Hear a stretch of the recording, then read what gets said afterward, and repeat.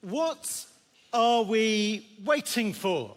Maybe it's 5 days to Christmas and then seeing family, is that it? And thank you for spending day 6 here with us this afternoon.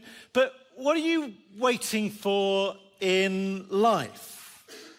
And whether 2025 was a good year or a bad year for you, I wonder, are you waiting for something to make it better, to make life better? Life easily disappoints, doesn't it? Maybe because of loss. In our reading, we meet a woman who had married and was married for 7 years. Maybe to someone that she had waited for. And then when we meet her, she's been a widow until the age of 84. Or maybe for you, there's disappointment even in success. You get the job, you get the house, but still things don't feel the way that you hoped they would. Are we waiting for life to be different? Well, I want to tell you about 2 people who got everything they've been waiting for. Take hold of these joyful Gospels. Thanks to Laquena McIver, who designed the cover. Please open them up to page 7.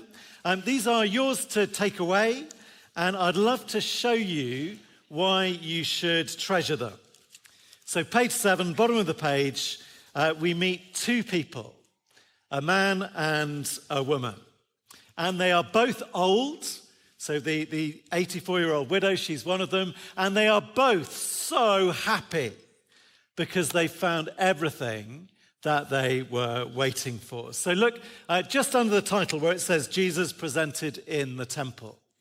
We meet Mary and Joseph. They walk into the temple minding their own business. And the old man, a total stranger, grabs their baby and says, "Kill me now." Or the sort of happy version of that. Top of page 8, just over the page. He's saying, I've got everything I wanted out of life. Lord, now dismiss me, your servant, in peace. This baby is everything he was waiting for, and now his life is complete. I tell you, not many babies have this effect. We've got some babies in the room this evening, so test this. Walk your baby up and down by the oldest person you can find in the building, and the best you can hope for is a sort of, "Oh, isn't she beautiful?" People don't tend to welcome death just because they saw something in a nappy. But Luke, our author, does not think that Simeon is a crazy old man or that Anna is a sentimental old widow. He has included them in his carefully investigated historical summary of Jesus' life because they are evidence about Jesus, the baby in the story. See, Simeon and Anna, they come at the end of hundreds of years of a Jewish tradition of entirely accurate prediction of the future. Simeon, he says his wait is over, but that is not because his bucket list is small. Do you have a list? What's on your list of the things you want to do before you kick the bucket? Mine is full of things that you need to be young and healthy to achieve. So I'm aware I'm in trouble on my list. Simeon's bucket list is huge. Again, page 7, verse number 26. It had been revealed to him that he would not die before he had seen the Lord's Messiah. Anna and Simeon waiting for the central figure in world history. And Luke wrote his book so that we could evaluate Jesus. Was Simeon right to say, "My life is complete"? Well, Simeon and Anna, they tell his parents and they tell us 2 things about Jesus. First one, the wait is over. So this baby is the Messiah. And I wonder, can you imagine Simeon's life? God had told him he wouldn't die before he had seen the Lord's Messiah. And then he gets older and older. It's like waiting for flying cars in London. Do you see the news? Apparently they're coming in 2028 to Canary Wharf, if you believe it this time. I've been waiting all my life. Waiting, and then it's him. It's him. He's here. Verse number 30. My eyes have seen your salvation. The wait is over. This baby is the Messiah. Messiah means anointed king. And then there's a list in the reading. He is consolation. That's an emotional category. He makes everything better. And salvation, that means rescue, which in Luke means rescue from the results of all our guilt and our failure. And light and glory for all of the nations. Doesn't matter who you are, what you've done, or what you grew up believing. And redemption, Anna says. That means this baby buys you out of slavery and sets us free. And most Christmas cards and carols, they have that, Jesus, the savior of the world. But the visual is odd, isn't it? A grown man holding a baby, and somebody shouts, "He's been rescued!" Wouldn't you think? You'd assume, the baby's trying to eat a tarantula or play in front of a lorry or something. Adults rescue babies, not the other way around.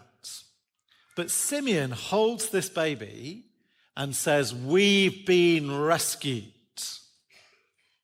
I wonder if you remember what it feels like to be rescued.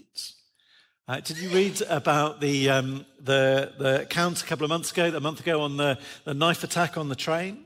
I want to read to you what Astrid said about Stephen Crayon. Astrid is 19. She was the last person into the buffet car before they closed the door. Astrid, why were you unharmed? She said, "Then Stephen placed himself in front of me, between myself and the attacker. The attacker showed the knife, and Stephen Crayon threw himself at the attacker in order for me to have the opportunity to close the door.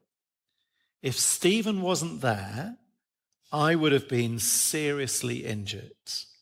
I'm so thankful. My life could have been different. I'm so lucky." That's what rescue feels like.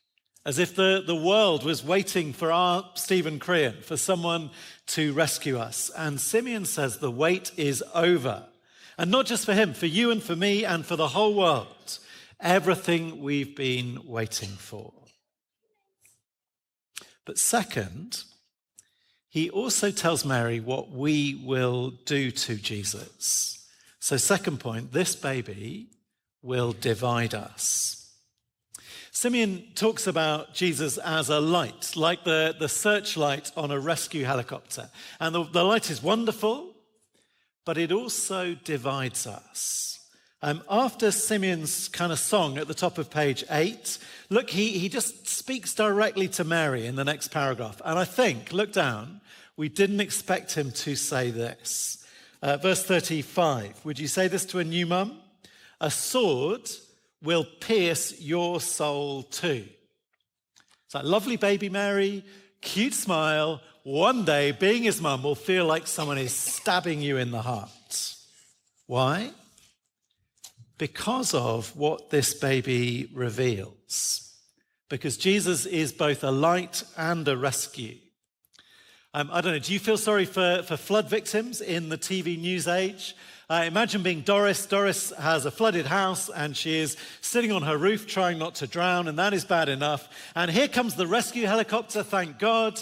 But as well as the rescue helicopter is also the Sky News helicopter, so that we can watch Doris, all of us in our homes, in the searchlight as she's winched to safety in her fluffy pink dressing gown and her bed hair. It's like that. Jesus is a light, and he divides us. Verse number 34, "Some will fall and some will rise, and Jesus will be spoken against, so that the thoughts of many hearts will be revealed." Jesus shines a light on the hearts of the world. He shows us what we are really like, shows us what our lives really are, and then offers to rescue us. And that is why old man Simeon predicts division for Jesus and pain for Mary.